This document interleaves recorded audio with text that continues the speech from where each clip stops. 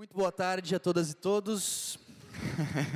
Vamos nos acalmando, nos sentando confortavelmente para retornar agora com as atividades da tarde, desse segundo dia do quarto colóquio de investigação crítica em comunicação.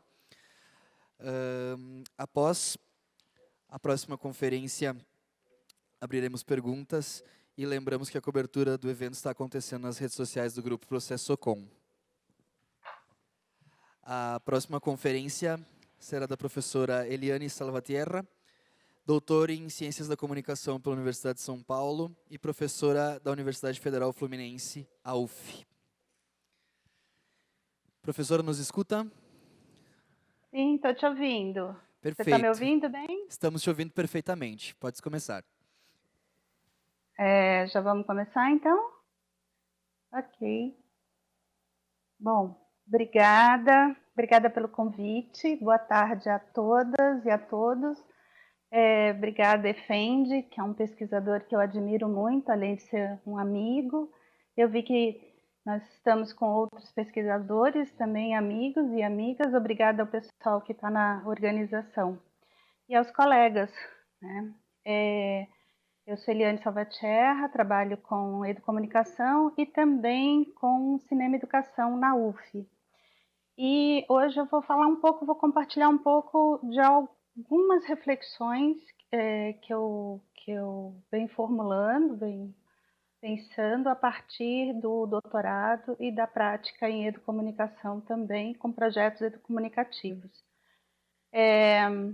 Gostaria de compartilhar com vocês que a minha preocupação atualmente é na formação dos educomunicadores e dos educadores audiovisuais.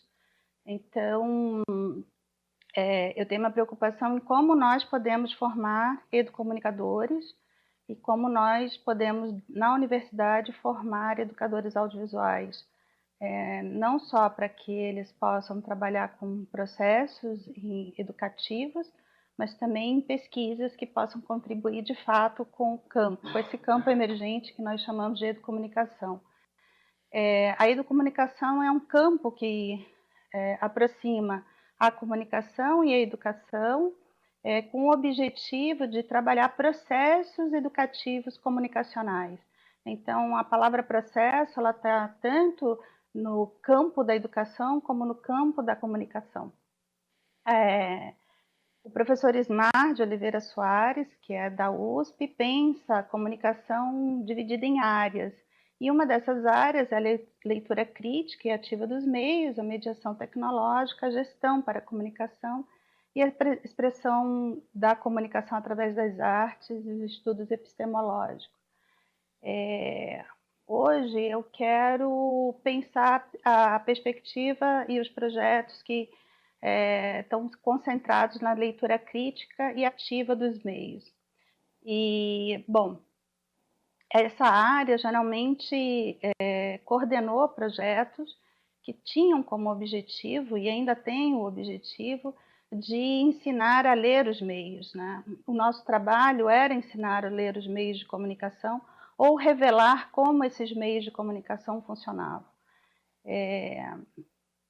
E aí, uma perspectiva teórica que fundamentou vários projetos da perspectiva crítica foi a teoria crítica, porém, um dos grandes educomunicadores da América Latina, que foi Mário Kaplun, ele não se baseia nos estudos da teoria crítica de Frankfurt, ao contrário, ele diz explicitamente que ele vai se fundamentar o projeto dele de comunicação e educação ou de formação do educador, do educomunicador, em Paulo Freire, né? As perspectivas teóricas que eu estou comentando, análise crítica, era que trabalhava no caso da TV, por exemplo, demonstrando como funcionavam os programas, como funcionava o programa jornalístico. No caso do jornal, demonstrar como a notícia deve ser produzida.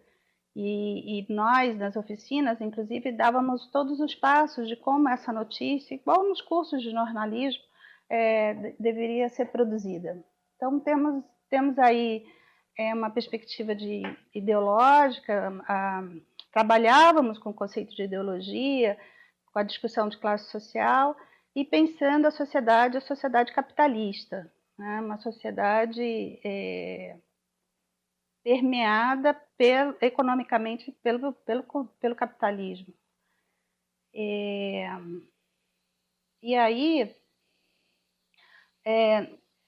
com os estudos culturais, os projetos de educomunicação vão repensar, não necessariamente a base do capital que vai permear as relações e a luta de classe, mas vai introduzir a questão da cultura, né? Vai pensar principalmente que a revolução pode se dar através do campo econômico, mas principalmente vai entrar aí a questão do elemento da cultura. A cultura, como o próprio Martim Barbeiro citou uma vez, como campo da batalha cultural. É interessante porque o Martim Barbeiro, ele também já várias vezes citou e reconheceu em Paulo Freire uma fonte de referência para pensar o diálogo. Então, os estudos culturais nos ajudam na educomunicação a pensar termos como narrativa, gênero, a questão de raça, a questão de território. E na educomunicação nós vamos pensar, então, uma leitura ativa dos meios, uma recepção ativa, tentando sair de um viés moralista para uma perspectiva cultural, fazendo a autocrítica desses projetos. E aí eu gostaria, nesse momento, eu quero destacar que o tempo todo nós estamos pensando a perspectiva crítica ou mesmo a perspectiva culturalista em projetos onde a gente tem como pressuposto emancipar tanto alunos, mas também as comunidades na qual nós atuávamos, né? Então, esses projetos passam a reconhecer, eu só quero destacar que não é tábua rasa, foi o meu corretor que corrigiu, é tábua rasa, que há um entendimento que essa recepção, ela não tem um conteúdo, ela não tem uma experiência e que nós daríamos esse conteúdo, nós daríamos a análise, a possibilidade da análise. Com a chegada dos estudos culturais, quer dizer, com o entendimento dos estudos culturais, nós vamos repensar essa relação e vamos começar a mediar projetos onde a gente tente realmente ouvir esse outro, ouvir essa recepção. Eu acho que há uma mudança interessante nas pesquisas e principalmente nos projetos de educomunicação, mas uma coisa que eu observo que ainda nós estamos muito permeados pela estratégia, pelo desejo, que é um desejo legítimo, de emancipar esse outro, né? de fazer com que esse outro consiga se libertar da opressão ou mesmo da manipulação dos meios. E aí é nesse sentido que eu trago a provocação, que é pensar se nós podemos, com a educomunicação, propor ou trabalhar projetos com a fake news. Ou não um combate em si, mas o que é possível nós, educadores da comunicação, educomunicadores, o que nós podemos, em processos educativos, orientar os nossos alunos, ou mesmo pequenos coletivos que não estão em escola, não estão na instituição escolar, com relação a fake news. E aí eu quero compartilhar com vocês,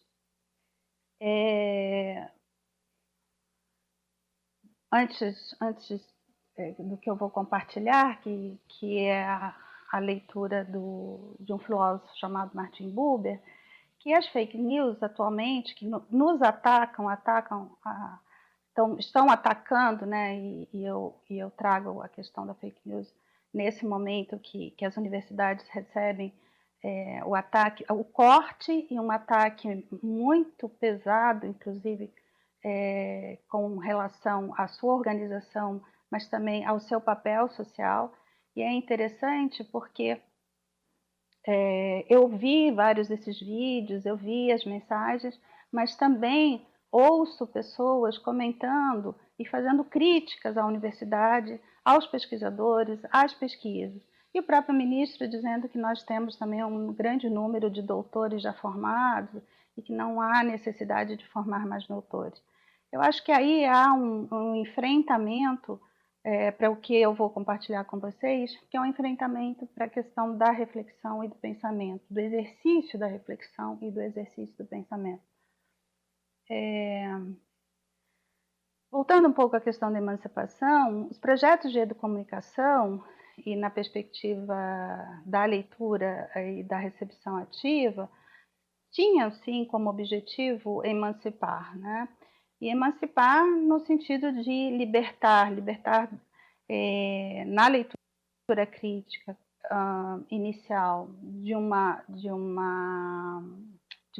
ignorância, onde nós muitas vezes nos colocávamos como aqueles que tinham o conhecimento e que poderia acessar esse conhecimento sistematizado, mas depois, na perspectiva culturalista, mesmo que a orientação fosse conhecer e observar quais eram os processos de significação dos alunos ou das comunidades, ainda assim tinha por parte dos educomunicadores um desejo de emancipação no sentido de libertar o outro de algo que ele não conhece, que ele desconhece, né?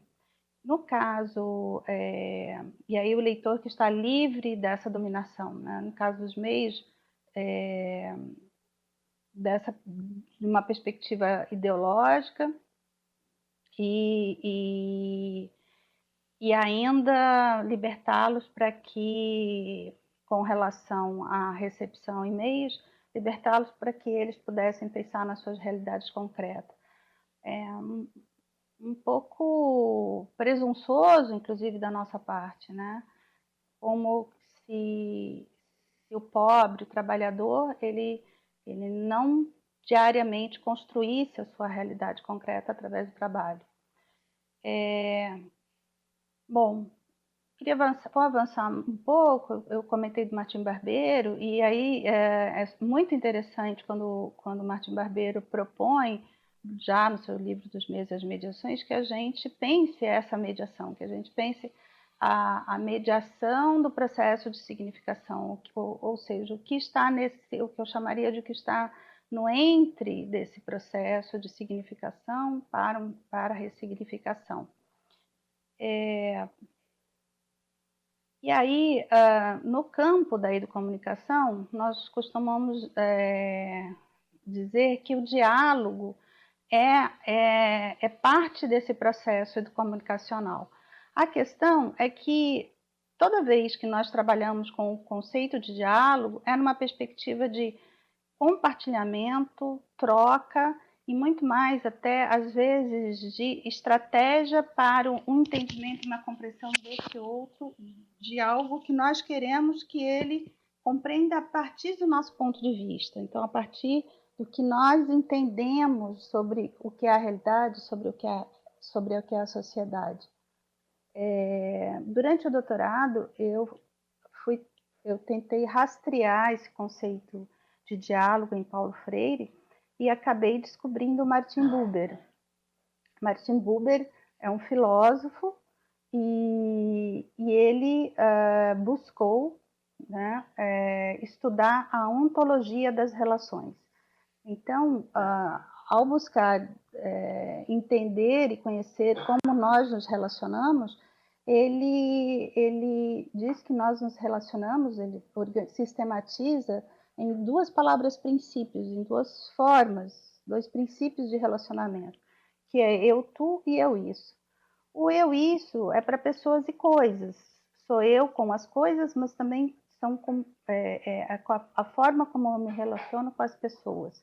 E eu, tu é uma relação com eu e o outro, mas um outro que faz parte de um campo mais subjetivo, onde eu me reconheço como alguém que é diferente desse outro, mas esse outro não é alguém que se assemelha necessariamente com o meu ponto de vista, o meu modo de ver a vida, a minha forma de compreender as relações. Para mim foi muito importante conhecer o Martin Buber e esse estudo dele da ontologia das relações, para eu poder repensar o que eu entendia como diálogo, e inclusive para trabalhar projetos de formação de educomunicadores e de educadores audiovisuais. Por quê? Porque em Buber, e é interessante que o Paulo Freire resgata, e hoje pensando mais detalhadamente na questão do Paulo Freire e do diálogo, eu percebo que assim, o conceito de diálogo em Buber, em Paulo Freire, dialoga o tempo todo com a perspectiva do Martin Buber. São alguns leitores de Paulo Freire que vão colocar a questão do diálogo como estratégia de emancipação. E aí, em Buber, o diálogo ele é dialogal. Então, é um logos que circula, no sentido análogo mesmo de circula. Então, a tradução seria dialogal, o logos que circula como a Terra em relação ao Sol. E é uma circularidade de um pensamento. Então, nesse sentido, a proposta do diálogo na educomunicação seria fazer com que algumas ideias possam circular entre os presentes ou aqueles que estão dispostos ao diálogo. Para isso é necessário que as pessoas tomem como princípio a relação eu-tu e não eu-isso. Ou seja, não é uma relação estratégica, não é uma relação no sentido de libertar esse outro ou hierarquizado, mas é no sentido de fazer com que o pensamento circule, fazer com que o pensamento seja exercitado pelas pessoas que ali estão presentes ou não, também no caso da mediação tecnológica. E aí é um exercício do pensar e é um resgate à filosofia. É pensar sobre as coisas, pensar sobre as questões. Então, com relação a fake news, seria pensar sobre essas mensagens que são produzidas, pensar sobre essas mensagens que chegam e estão circulando, não agir de uma forma como um autômata que replica ou repassa essas mensagens. Aqui agora, então, eu convidaria todos, por exemplo, a refletir sobre o que eu estou falando, a exercitar o questionamento, né? Então, quando eu falo de pensar sobre, é pensar sobre o que vemos, questionar no sentido de pensar e unir pensamento e percepção. Então, voltar a exercitar a reflexão. E Paulo Freire já também colocava que nos processos educativos, a problematização. Né? Então, a nossa hipótese é que não estamos refletindo sobre o que chega até nós. Precisamos resgatar essa reflexão, resgatar a curiosidade e o questionamento. Seria importante fazer perguntas antes de querer as respostas. E aí, nesse sentido, os projetos educomunicativos podem resgatar a dúvida, o questionamento, a reflexão sobre as coisas do mundo. É um espaço para filosofar, dialogar entre a relação eu-tu. E já finalizando, pensar ao contrário do que dizem, o senso comum, eu ouço às vezes meus alunos dizendo que pensar dói. É uma expressão, né?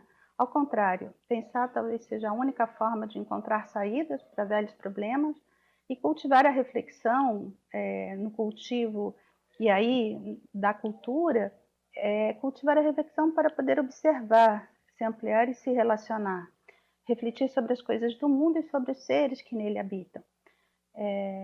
Eu quero destacar que em todo o processo e projetos educomunicativos que eu participei, geralmente o educomunicador ele quer libertar, emancipar, orientar, ajudar esse outro a pensar. Eu gostaria de fechar essa fala aqui dizendo que se há um poder que é enorme, que nós não lançamos mão dele, é pensar sobre nós mesmos, mudar a nossa forma que nós nos relacionamos com esse outro e buscar conhecer quem somos nós. Se nós temos um grande poder, é o poder de mudar a forma, muitas vezes, que nós fomos educados, nós fomos orientados, inclusive, com relação à moral, à ética, ou seja, se repensar e pensar como nós nos relacionamos com o outro, e esse outro como uma alteridade. Então, eu apresento para vocês aí a perspectiva dialógica do diálogo do Martin Buber, para pensar a formação e resgatar a reflexão e o pensamento nesses tempos tão sombrios, onde nós estamos sendo o tempo todo atacados, como se o campo da ciência, da pesquisa, da universidade não tivesse um papel social, e nós sabemos que tem. Bom, muito obrigada, eu espero ter cumprido aí o tempo.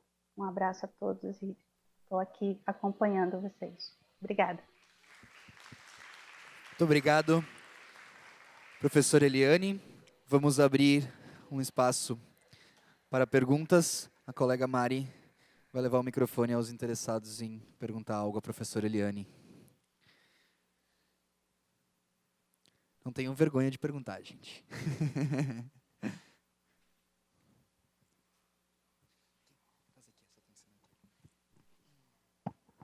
Oi, Eliane, é o Fernando aí da UF. A gente não se vê aí, se vê assim por vídeo, né?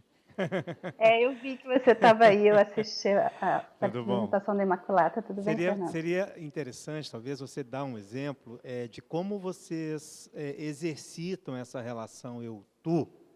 Não sei se vocês têm feito oficinas, enfim, como é que esse trabalho acontece, para a gente entender, na prática, como é que vocês têm dialogado com esses outros sujeitos com quem vocês estão falando, se é que vocês estão trabalhando com oficinas e tal, ou se é uma perspectiva mais teórica.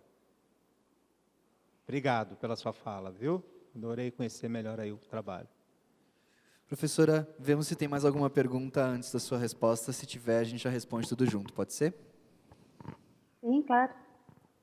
Alguém mais, colegas?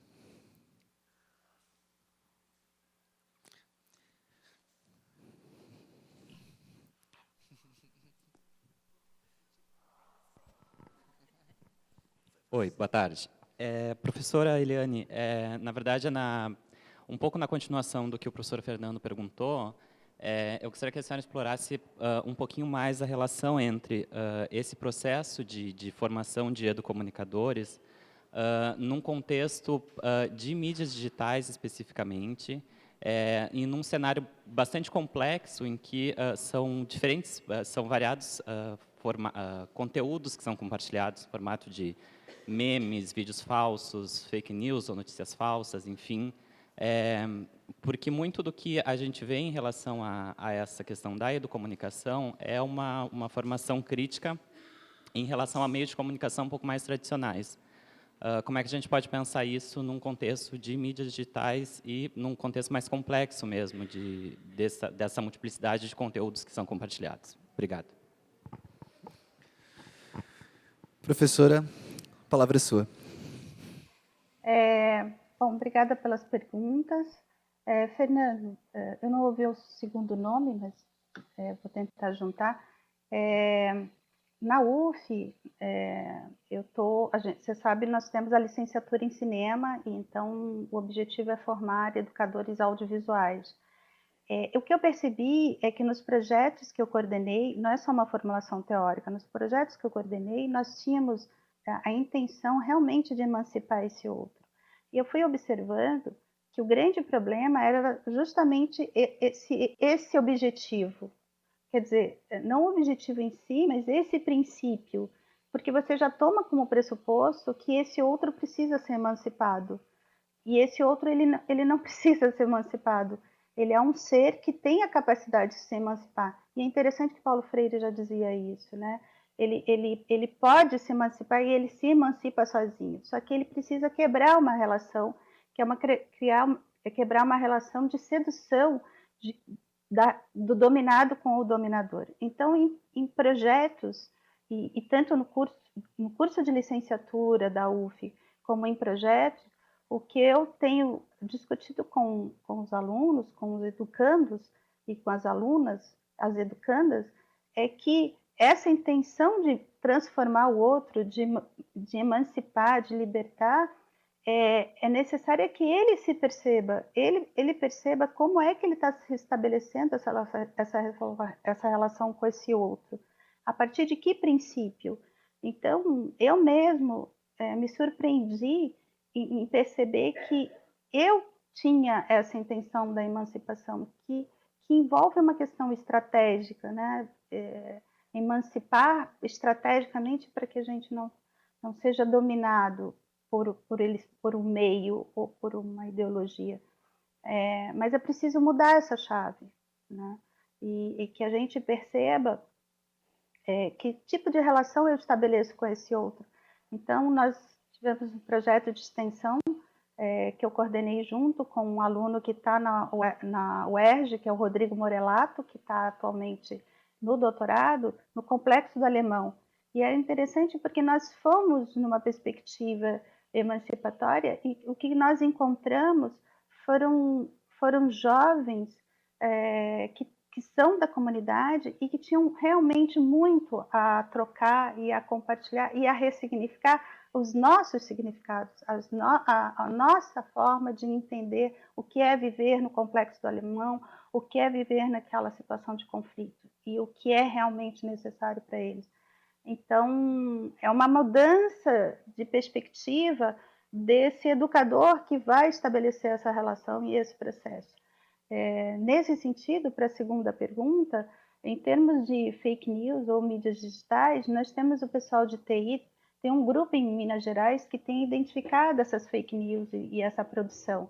A produção e a localização nas plataformas que criam, né, ou os algoritmos que conseguem triplicar e trabalhar com variáveis para difundir as fake news, esse trabalho esse trabalho é de TI.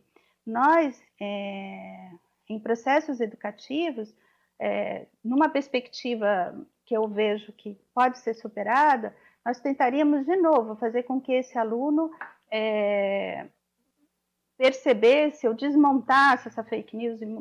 Mas o que a gente precisa exercitar é que ele reflita. Talvez isso seja muito óbvio, o que eu estou dizendo não é nada novo, mas a gente precisa resgatar a reflexão. A gente precisa resgatar trabalhos onde a gente possa refletir sobre as coisas, mais do que dar respostas, exercitar a reflexão, problematizar as coisas. É algo que a gente não consegue. A gente vai para a comunidade, nós vamos para a comunidade, nós vamos para processos educativos com a intenção de fazer coisas para esse outro e não de mudar a relação que nós temos com esse outro. Então, essa abertura tem que estar na educanda, no educando. E aí, os exercícios são exercícios da reflexão. Existe um vídeo onde aparece uma criança e ela olha para um pôr do sol e ela reflete. Será que é a Terra que encontra com o Sol ou é o Sol que encontra com a Terra? Criar espaços para que as crianças voltem a fazer essas perguntas, né? Que talvez seja o princípio da ciência, né? Fazer perguntas, não levar respostas.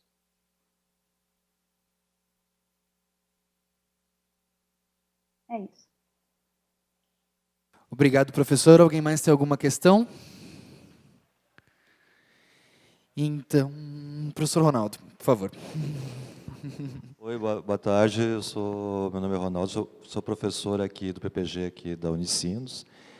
E eu tenho uma curiosidade com relação a esse processo nessa relação do eu com o outro, né, onde se parte do pressuposto que eu vou, de alguma forma, oferecer ferramentas para que o outro possa se transformar e talvez se emancipar,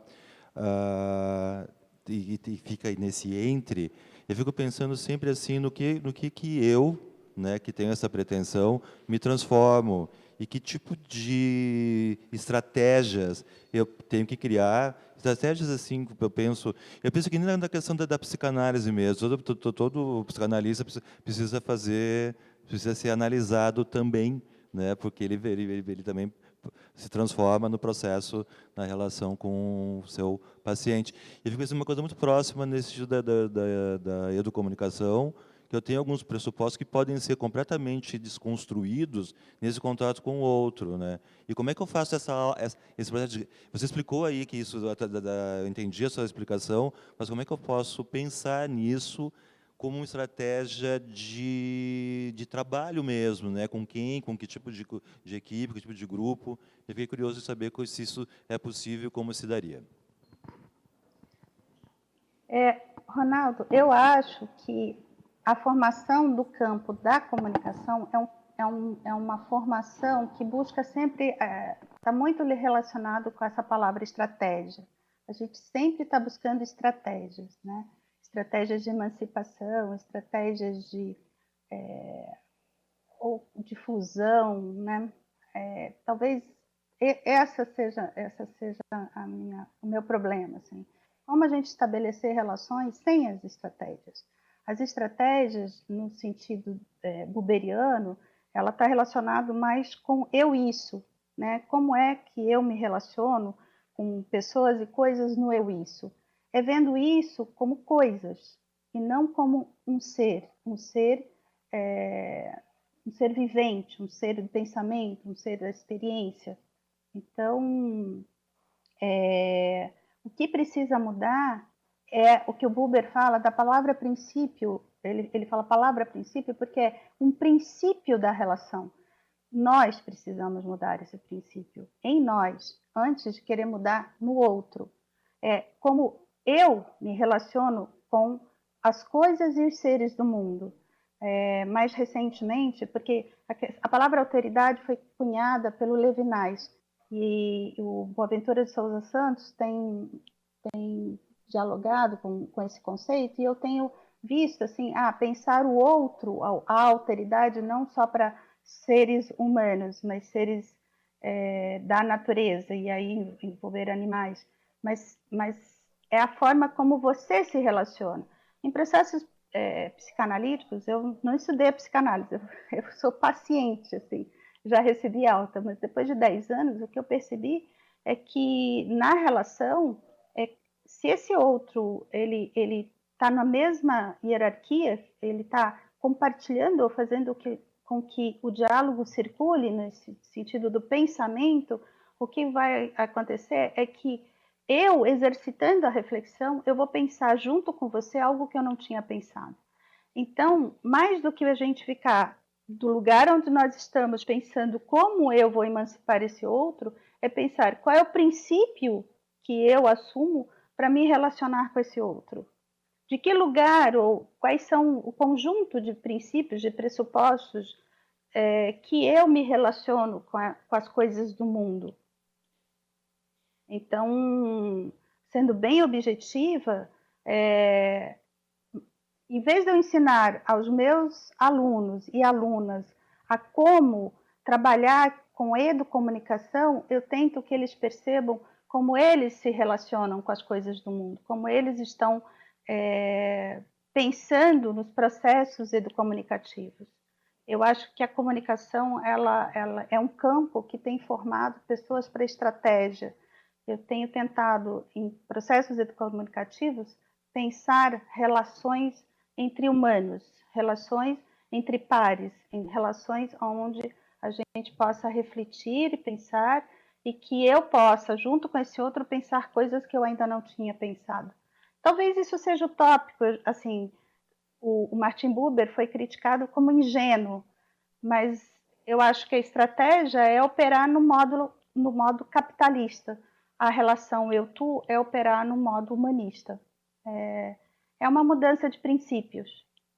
É isso. Obrigado, professora Eliane.